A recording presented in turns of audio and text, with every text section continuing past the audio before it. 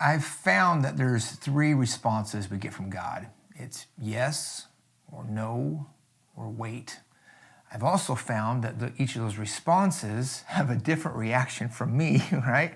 And a different reaction maybe from you too. I mean, I love God's yes. God's yes is great, isn't it? But the struggle I have is there's times as I go into situations, I ask God things and I expect him to say yes. In other words, I'm thinking I'm in charge, like God is some sort of genie in a bottle that if I rub the bottle that he'll give me my three wishes. And we have to be careful because in that position, we're putting ourselves as God and not God as God. A no from God often is very frustrating, and if we try to blame it on different things, maybe we blame it on circumstances, or maybe we give credit to the enemy or whatever it is that is. So those things can happen, but sometimes God just says no. And I think about that. Have you ever stopped and thanked God for the no's in your life?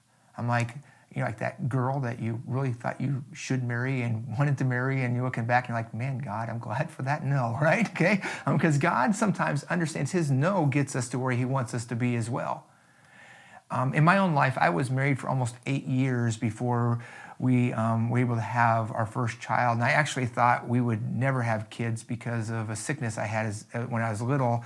And I wanted kids so bad, it just wasn't happening. But in that time, I was a student minister, and I got involved when literally hundreds upon hundreds of other people's kids, and I got to be a blessing to them and help them see and raise and be a key component of their families' lives. And then I was with other guys that were friends of mine. They're going through things with their wife and their kids, and got to see how they grew. And it just taught me and trained me where that no ended up being pretty good, or that waiting ended up being really good for my life, because it prepared me to be the best dad that God wanted me to be.